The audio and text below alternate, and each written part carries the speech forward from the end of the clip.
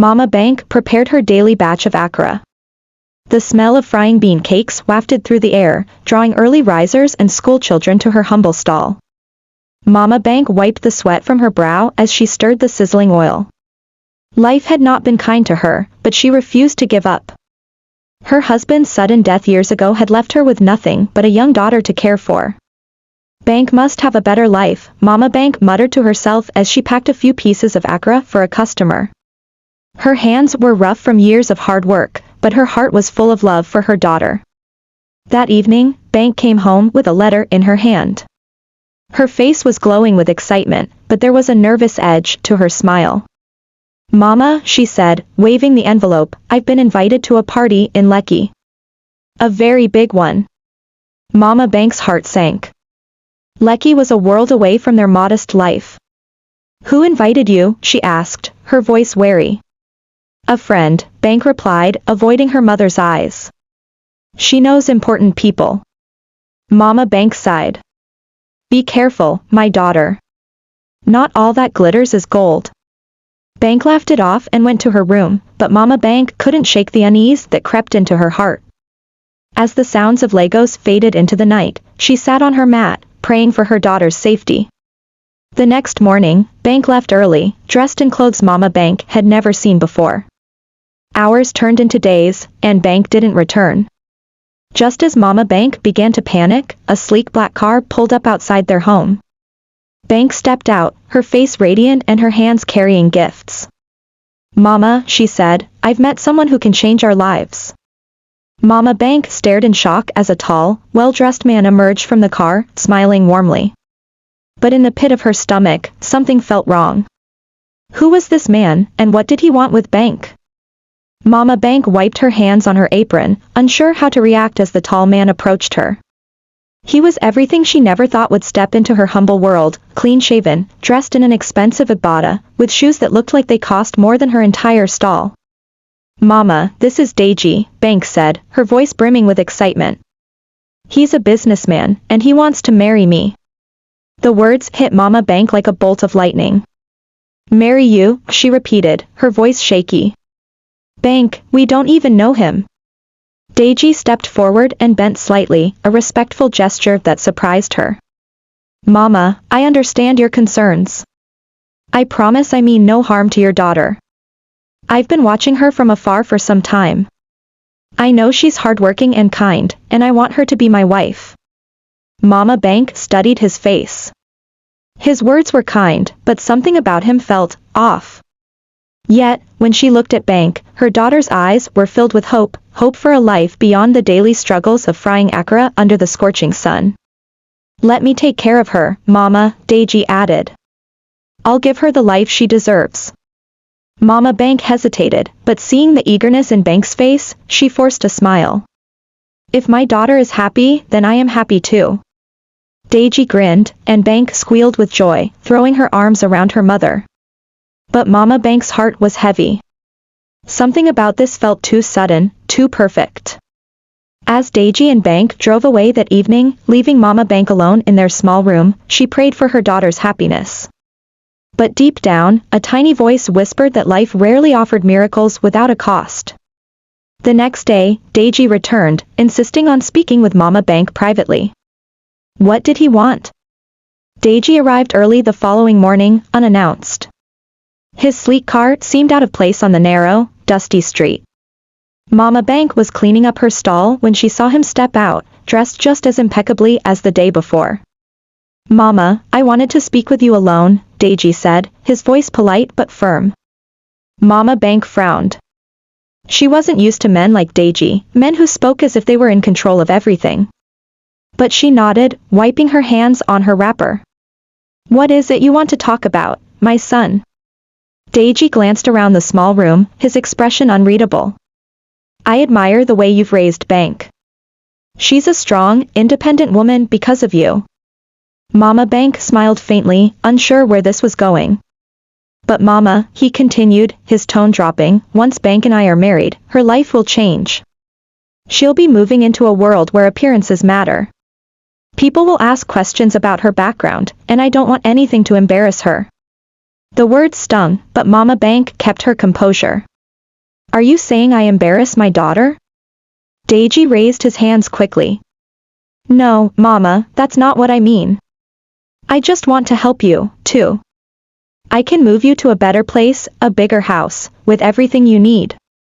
Mama Bank stared at him, her heart sinking. She saw through his words. He wanted to hide her away, to erase the part of Bank's life that didn't fit into his wealthy world. I've lived my whole life here, Mama Bank said quietly. This is my home. Deji's smile faltered for a moment, but then he nodded.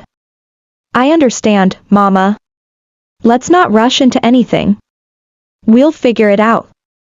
He left shortly after, leaving Mama Bank to sit in silence, her mind racing.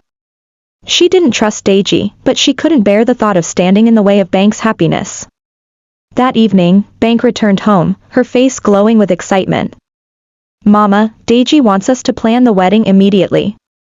Mama Bank forced a smile, but her chest tightened. My daughter, are you sure about this man? Bank rolled her eyes. Mama, you worry too much.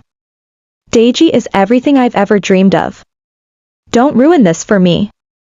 As Mama Bank went to bed that night, she overheard Bank talking on the phone, saying, she'll do it if I make her feel guilty enough.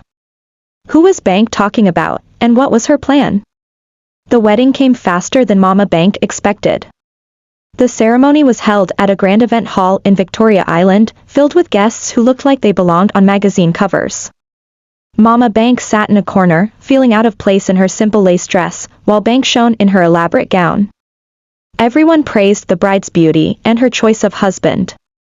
But behind their smiles, Mama Bank noticed how some of the guests whispered when they looked at her. Is that her mother? She overheard one woman say. No wonder she never mentioned her family. The words pierced Mama Bank's heart, but she held her head high. She was proud of the daughter she had raised, even if the world didn't see her worth. During the reception, a strange woman approached Mama Bank. She was older, with piercing eyes that seemed to look straight into her soul. You must be Bank's mother, the woman said, her tone sharp. You've done well to raise such a fine daughter. But be careful. Wealth changes people. Before Mama Bank could respond, the woman walked away, disappearing into the crowd. Later that night, as Bank and Deji left for their honeymoon, Bank gave her mother a tight hug. Don't worry, Mama. I'll make sure you're taken care of. But as Mama Bank watched them drive away, she couldn't shake the feeling that her life was about to change, and not for the better. 2 weeks later, Bank returned from her honeymoon with shocking news. Mama, I've decided you're moving in with us. But there's a condition. What was Bank's condition? When Bank returned from her honeymoon, she was glowing, dressed in a way that screamed wealth and privilege. She sat in the small room Mama Bank called home, inspecting it like it was an alien world.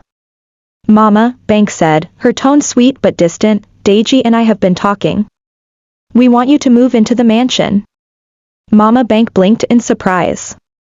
Move in with you? But this is my home. Bank waved her hand dismissively. Mama, let's be honest. You deserve better than this place.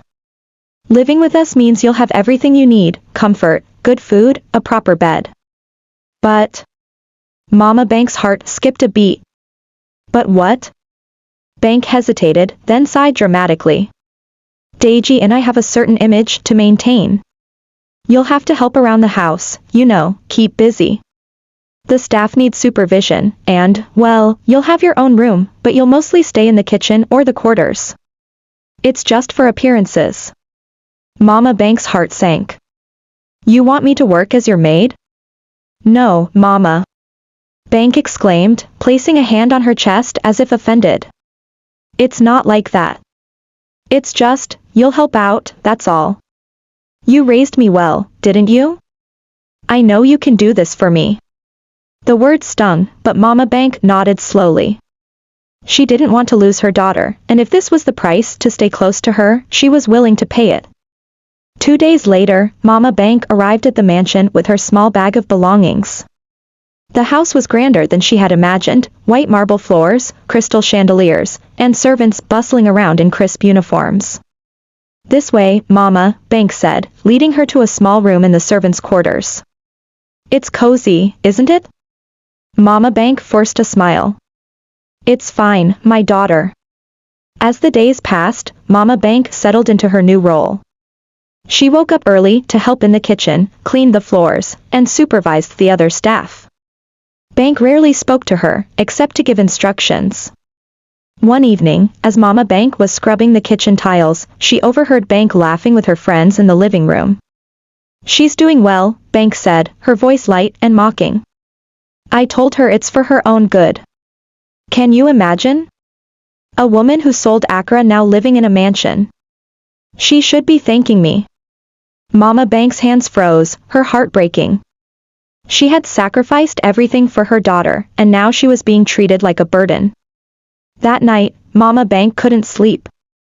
She decided to confront Banke, but just as she was about to knock on her daughter's door, she heard Deji's voice saying, "We can't let her find out the truth about us."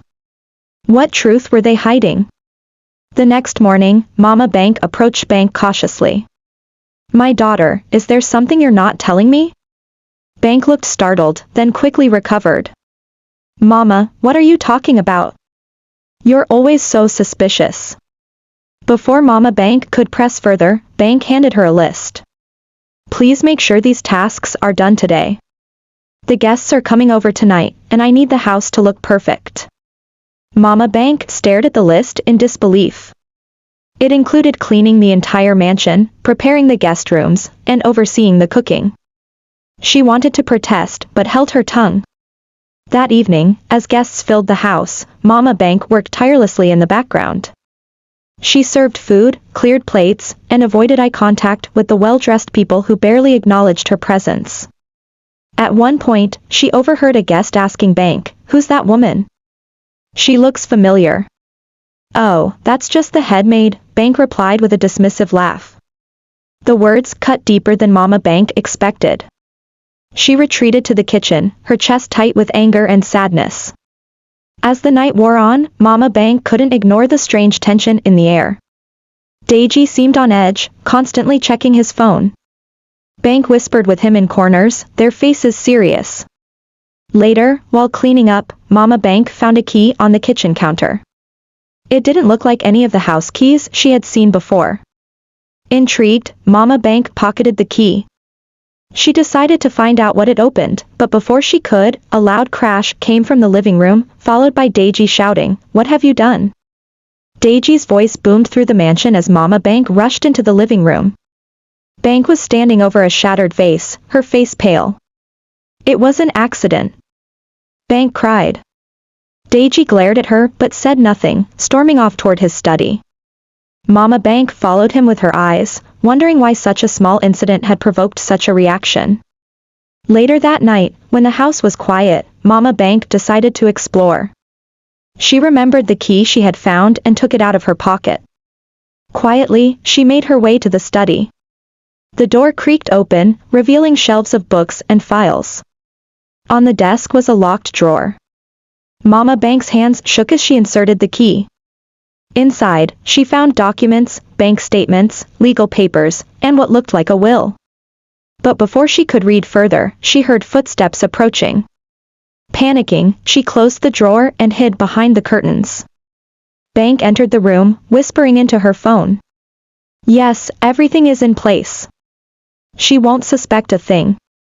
By the time it's over, she'll be out of our lives for good. Mama Banke's heart raced. Was Banke talking about her? And what did she mean by out of our lives? Mama Banke remained hidden behind the curtain, her heart pounding in her chest. Banke's words echoed in her mind, she'll be out of our lives for good. Who was Banke talking about? Could it really be her own mother? When Banke left the study, Mama Banke quietly slipped out and returned to her small room in the servants' quarters. Sleep didn't come easily that night. Her mind swirled with questions. Why was Banke acting so strangely? And what was the secret Deji and Banke were so desperate to hide? The next morning, Mama Banke approached Banke in the kitchen. My daughter, is everything all right? You seemed upset last night. Banke stiffened, avoiding her mother's gaze. Everything is fine, Mama. Stop worrying so much. Mama Bank nodded but didn't believe her. Bank's cheerful tone sounded forced, and the dark circles under her eyes hinted at sleepless nights. Later that day, as Mama Bank cleaned the living room, she noticed a photo album on the coffee table. Curiosity got the better of her, and she opened it. The pictures inside were of Bank and Deji, but something caught her attention. There were no family members in any of the photos. No parents, no siblings, no relatives. It was unusual, especially for someone as wealthy as Deji. Families were everything in Nigerian culture, yet his life seemed oddly isolated. As Mama Bank flipped through the pages, a photo fell out. It was of a younger Deji standing next to a woman who looked eerily similar to Bank. The two were smiling, and the woman was wearing a wedding dress. Mama Bank's hands shook as she stared at the photo. Who was this woman? Just then, she heard Bank's voice behind her. Mama, what are you doing? Mama Bank turned slowly, hiding the photo behind her back. I was just cleaning, she said, her voice trembling. Bank's eyes narrowed, but she didn't push further. Instead, she grabbed the photo album and snapped it shut. You don't need to touch things that don't concern you, Mama. Her words were sharp, and Mama Bank felt the sting of her daughter's coldness. That evening, as Mama Bank prepared dinner, one of the housemaids approached her. Mama, I need to warn you about something, the maid whispered. Mama Bank frowned. What is it, my dear? The maid hesitated, glancing around to ensure no one was listening. Deji isn't who he says he is. There's something dark about him, and he's using Bank to cover it up. Mama Bank's blood ran cold. What do you mean? The maid shook her head. I don't know everything, but be careful, Mama. They've been meeting with strange people, and I've overheard them talking about money, large sums of it. I think they're planning something. Before Mama Bank could ask more, the maid scurried away, leaving her with a sinking feeling in her stomach. That night, as Mama Bank tried to process the maid's warning, Deji confronted her in the kitchen. Mama, we need to talk. I think it's time for you to leave this house. Deji's words struck Mama Bank like a thunderclap. Leave? Why would I leave? This is my daughter's house. Deji smirked, leaning against the counter. Mama, let's not pretend. You don't belong here. You're causing unnecessary tension, and it's best for everyone if you return to your old life. Mama Bank's heart ached, but she stood her ground. This is my daughter's home, and I have a right to be here. If you think you can push me out, you're mistaken. Deji's expression darkened. You're testing my patience, Mama. Don't make me do something we'll both regret. Before Mama Bank could respond, Bank entered the kitchen, her face flushed. What's going on here? Deji quickly masked his anger with a charming smile. Nothing, my dear. Mama and I were just having a little chat. Bank looked between them suspiciously but didn't press further. Mama, I need you to prepare for a party tomorrow. Deji has important guests coming over. Mama Bank nodded silently, but her mind was racing. That night, Mama Bank made a decision. She would find out the truth about Deji and his plans, no matter the cost. But as she crept toward his study, she heard voices inside. We have to act fast, Deji was saying. If she stays here much longer, she'll ruin everything. Who was he talking about? Mama Bank pressed her ear against the study door, straining to hear the conversation inside. She's too nosy, Deji continued. If she finds out about the money, we're finished. Bank's voice came next, sounding nervous. I told you, she won't suspect anything. Just give me more time. Mama Bank's heart raced. Money? What money? She stepped back quickly as the door opened, and Deji stepped out, nearly bumping into her. His eyes narrowed. Mama, what are you doing here? I was just heading to bed, she stammered. Deji studied her for a moment before nodding. Good. You should get some rest. Mama Bank returned to her room, her mind spinning. She knew she had to act fast. Whatever Deji and Bank were hiding, it was clear they didn't want her around to uncover it. The next morning, Mama Bank decided to confront Bank about the conversation she overheard. But before she could, the police arrived at the mansion, demanding to see Deji. What were they there for? The mansion buzzed with tension as the police stepped through the grand front doors. Deji greeted them with his usual calm demeanor, but Mama Bank noticed the slight tremor in his hands. "Good afternoon, officers," Deji said smoothly. "What can I do for you?" One of the officers, a stern-looking man, pulled out a document. "We're here to discuss some recent transactions flagged as suspicious. Can we speak in private?"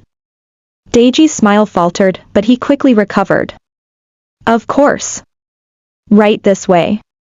He led them into his study, closing the door behind him. Mama Bank stood frozen in the hallway. Suspicious transactions? What has Deji gotten himself into? Bank appeared moments later, her face pale. "Mama, go back to your quarters," she said sharply. Mama Bank bristled. "Bank, what's going on? Why are the police here?" "It's nothing for you to worry about," Bank snapped, her tone harsher than ever. "Just stay out of it." For the rest of the day, Mama Bank watched from the shadows as Deji and the police spoke in hushed tones. When the officers finally left, Deji's expression was unreadable. That night, as the household settled down, Mama Bank couldn't ignore her growing suspicions. Deji's secretive behavior, the maid's warnings, and now the police, it was all connected. Mama Bank decided to search Deji's study again, but as she reached for the door, Bank's voice called out behind her, cold and sharp, "Mama, what do you think you're doing?" Mama Bank turned slowly, her hand still on the doorknob. Bank stood at the end of the hallway, her arms crossed and her eyes blazing. "I asked you a question, Mama," Bank said, stepping closer. "I just wanted to clean," Mama Bank lied, her voice trembling. "Clean? In the middle of the night?" Bank scoffed. "Mama, you're not fooling anyone. Stay out of this. You don't know what you're getting yourself into." Before Mama Bank could respond, Deji appeared behind Bank, his expression hard. "What's going on here?" Bank turned to him. "Mama was trying to get into your study." Deji's jaw tightened. He stepped forward and placed a hand on the door, blocking Mama Bank's path. "Mama, I think it's time we had a serious talk." He led her into the kitchen, where the lights cast harsh shadows on his face. Bank followed, her arms still crossed. Deji leaned against the counter, his voice low and dangerous. "Mama, you're starting to cross boundaries. I've been patient, but if you continue snooping around, you'll leave me no choice but to send you away." Mama Bank's voice shook with anger. "What are you hiding, Deji? And why is my daughter helping you? I deserve to know the truth." Bank stepped forward, her voice rising. "You don't understand, Mama. This life isn't as simple as you think. You should be grateful we let you stay here." The words stung, but Mama Bank refused to back down. "Grateful? After everything I've done for you, Bank? I raised you alone. I worked day and night so you could have a better life. And now you treat me like a stranger?" For a moment, Bank's face softened, but Deji quickly intervened. "That's enough," he said firmly. "Mama, go to your room. We'll talk in the morning." As Mama Bank walked back to her quarters, she noticed a piece of paper sticking out of Deji's briefcase by the door. She couldn't resist. When she unfolded it, her blood ran cold. It was a receipt for millions of naira, deposited into an account under a name she didn't recognize. Mama Bank spent the night staring at the receipt, her mind racing. Who did the account belong to? And why was Deji transferring such large sums of money? The next morning, Mama Bank tried to confront Bank, but her daughter avoided her, claiming she was too busy with preparations for another lavish event. Later, as Mama Bank cleaned the kitchen, the maid approached her again. "Mama, did you hear what happened last night?" Mama Bank shook her head. "What do you mean?" The maid leaned in close, her voice barely above a whisper. "One of the police officers who came here, he's been asking questions about Deji around the neighborhood. He thinks Deji might be involved in fraud. Mama Bank's heart sank. Fraud? Are you sure? The maid nodded. That's why he's been so secretive. And I think Bank knows. She's protecting him. Mama Bank's chest tightened. She couldn't believe her daughter would get involved in something so dangerous. Determined to uncover the truth, Mama Bank decided to visit the police station the next day. But as she stepped out of the mansion, a black SUV pulled up, and two men in suits got out, blocking her path. Mama Bank, one of them asked. You need to come with us. Mama Bank froze as the two men stepped closer. Their dark suits and stern faces made her stomach churn. Who are you? She asked, clutching her wrapper tightly. We work for Mr. Deji, one of the men said. He sent us to ensure your safety. Please, get in the car. Her instincts screamed that something was wrong. I'm not going anywhere, she said firmly. If Deji wants to speak with me, he can do it here. The men exchanged a glance, and one of them stepped forward. Mama, we insist. It's for your own good. Before she could protest, they grabbed her arms and gently but firmly led her into the SUV. Her heart pounded as the car sped off, leaving the mansion behind. Where are you taking me? Mama Bank demanded. Don't worry, Mama, one of the men said, his tone calm but unsettling. We're taking you somewhere safe. The car weaved through the busy Lagos streets before turning down a quiet road. It stopped in front of an unfamiliar building. The men escorted her inside and into a small, sparsely furnished room. You'll stay here for now, one of them said before locking the door behind them. Mama Bank looked around, panic rising in her chest. There was no phone, no window, and no way to contact anyone. She was trapped. As she sat on the bed, trying to calm her nerves, the door opened again. To her shock, Bank walked in, her expression cold and unreadable. Bank! Mama Bank exclaimed, rushing toward her. What's going on? Why am I here? Bank raised a hand, stopping her. Mama, you don't understand the situation. You were putting yourself in danger by staying at the house. Danger? What danger? Mama Bank's voice rose. Bank, you're my daughter. How can you let this happen to me? Bank's face twisted with guilt, but she quickly masked it. Mama, this is for your own good. Deji and I are handling things, and you need to trust us. Trust you? After everything I've seen? Mama Bank shook her head, tears streaming down her face. You've changed, Bank. This isn't the daughter I raised. Bank's eyes softened for a moment, but then she turned away. Mama, you've always taught me to fight for a better life. That's what I'm doing. At what cost, Bank? At the cost of your own family? Bank didn't answer. She walked to the door and paused. Just stay here, Mama. It's safer this way. As the door closed behind Bank, Mama Bank noticed a small piece of paper on the floor. It was a handwritten note, trust no one. They are lying to you. Mama Bank picked up the note, her hands trembling. The handwriting was unfamiliar, but the message sent shivers down her spine. Who had written it? And what were they lying about? She searched the room for any clues but found nothing. Hours passed, and no one came to check on her.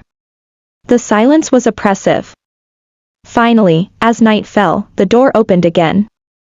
This time, it wasn't Bank or the men in suits, it was the maid from the mansion.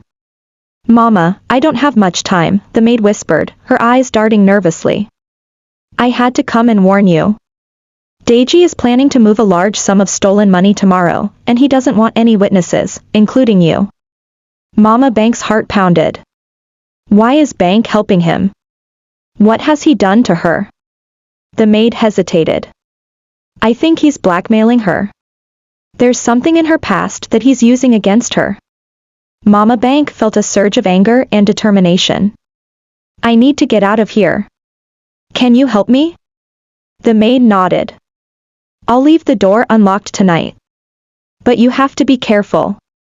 As the maid slipped away, Mama Banke heard footsteps approaching. She quickly hid the note, pretending to be asleep as the door creaked open. A man's voice said, "We can't let her leave this room alive." Mama Banke's blood ran cold as the voices outside her door continued. "Deji wants it handled quietly," one man said. "Fine," the other replied. "We'll take care of it after midnight." Mama Banke waited until the footsteps faded, then sprang into action. She searched the room for anything she could use as a weapon but found nothing. Just as the maid promised, the door was unlocked. Mama Banke crept into the hallway, her heart pounding with every step. The building was eerily quiet, with only the faint hum of distant traffic breaking the silence. She found a back door and slipped outside, but her relief was short-lived. The two men from earlier were standing near the SUV, smoking cigarettes. She ducked behind a trash bin, holding her breath as they talked. "We'll check on her in an hour," one of them said. "Deji doesn't want any loose ends." Mama Banke waited until they walked away, then bolted down the street. She didn't know where she was, but she knew she had to get as far away as possible. As she rounded a corner, she nearly collided with a tall figure. Looking up, she gasped. It was one of the police officers who had visited the mansion. But was he friend or foe? The officer frowned down at her. "Mama Banke? What are you doing here?" She hesitated, unsure whether to trust him. "I need help," she finally said. "They're trying to kill me." The officer's expression darkened. "Who's trying to kill you?" "Deji," she whispered. "And my daughter is helping him." The officer led her to a nearby patrol car and handed her a bottle of water. "Stay calm, Mama. Tell me everything."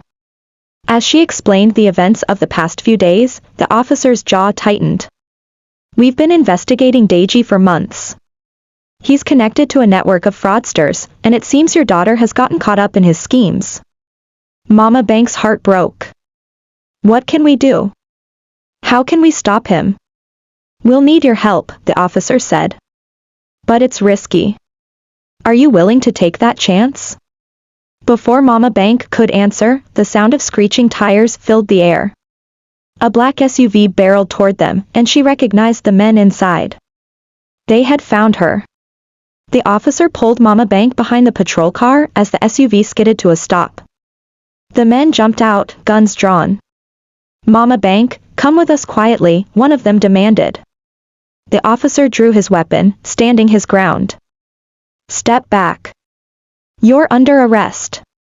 The men hesitated, then one of them lunged toward Mama Banke. She screamed as chaos erupted. In the commotion, Mama Banke managed to slip away, running down a dark alley. She didn't stop until her legs gave out, collapsing behind a dumpster. Her chest heaved as she tried to catch her breath. She was alone, terrified, and uncertain of what to do next. As she looked around, a hand clamped over her mouth, and a voice whispered, "You can't escape them, Mama. You're in deeper than you think." Mama Banke struggled against the hand covering her mouth, her muffled cries echoing in the narrow alley. The voice spoke again, low and urgent, "If you make a sound, they'll find us both." The grip loosened slightly, and she turned to see the maid from the mansion. Relief flooded her. "You again? What's going on?" she whispered. "They're hunting you," the maid said, her face pale. "And if you don't listen to me, you won't make it through the night." The maid explained in hurried whispers how Deji's network extended deep into Lagos, with bribed officials, loyal thugs, and a network of spies. "You can't trust anyone," she warned. "Not even the police. Some of them are on his payroll." Mama Banke felt her knees weaken. "What about Banke? My own daughter? Why is she doing this?" The maid hesitated, then sighed. "Banke isn't as innocent as you think, Mama. She got herself entangled in Deji's schemes long before you arrived at the mansion. He knows secrets about her that could ruin her." Mama Banke's mind raced. "So what do I do now? Where can I go?" The maid handed her a small envelope. "This has the address of someone who can help. He's outside of Lagos, but getting there will be dangerous. Before Mama Bank could ask more questions, the sound of approaching footsteps echoed in the alley. The maid pushed her toward the back of the alley and whispered, "Run." Mama Bank darted through the shadows, clutching the envelope as if it were her lifeline. Her heart pounded in her chest as she heard voices shouting behind her. "She went this way," one of the men yelled. She ran faster, weaving through the maze of streets and alleys. Her legs ached, and her lungs burned, but the fear of being caught pushed her forward. Finally, she reached a crowded market. The noise and chaos provided cover as she slipped between stalls, trying to blend in. But her ragged appearance drew attention, and she knew it was only a matter of time before someone recognized her. She spotted a minibus idling at the edge of the market and climbed aboard, her hands trembling as she handed the driver a crumpled note. "Please, anywhere far from here," she begged. The driver gave her a curious look but said nothing, starting the engine. As the bus pulled away, Mama Bank glanced out the window. Standing on the corner, scanning the crowd, was one of Daiji's men. His eyes locked on hers just as the bus turned the corner. Mama Bank sat at the back of the bus, her body tense and her mind racing. The envelope in her hand felt heavier with each passing mile. She opened it carefully, revealing a piece of paper with an address scrawled in shaky handwriting. There was also a small key attached to the note. What could this unlock? She wondered aloud, her voice barely above a whisper. The bus rumbled along the bumpy road, taking her farther from Lagos and deeper into the countryside. The familiar chaos of the city was replaced by sprawling fields and quiet villages. For the first time in days, she felt a glimmer of hope. But it was short-lived. At a checkpoint on the outskirts of a small town, the bus came to a sudden stop. Uniformed men approached, their eyes scanning the passengers. "Everyone, show your ID," one of them barked. Mama Bank's heart sank. She didn't have any identification with her. She clutched her bag tightly, hoping to go unnoticed. As the officer reached her row, his eyes narrowed. "You," he said, pointing at her. "Step off the bus." Mama Bank stepped off the bus, her legs trembling. The officer studied her closely, his face unreadable. "You look familiar," he said, tapping his baton against his hand. "What's your name?" Mama Bank," she stammered, avoiding his gaze. He frowned. "Where are you headed?" "Just visiting family," she lied. Before he could question her further, another officer approached and whispered something in his ear. The first officer nodded, then turned back to her. "You're free to go. But don't cause any trouble." Relieved, Mama Bank climbed back onto the bus. She didn't notice the second officer making a quick phone call as the bus pulled away. Hours later, when the bus finally reached its destination, she stepped off and froze. Waiting for her at the station was Daiji himself, flanked by two of his men. Daiji's smile was cold as he approached Mama Bank. "You've been causing a lot of trouble, Mama." She backed away, her mind racing for a way out. "What do you want from me?" "I want you to stop interfering," he said, his tone deceptively calm. "Go back to Lagos and stay out of my business, or there will be consequences." Mama Bank clenched her fists. "I won't let you ruin my daughter's life." Daiji's smile faded. "Your daughter made her choices, Mama. Now it's time for you to make yours." He nodded to his men, who grabbed her arms and began dragging her toward a waiting car. As they forced her into the car, she spotted a familiar face in the crowd, a stranger she had seen in the photograph at the mansion. But who was he, and why was he watching her so intently?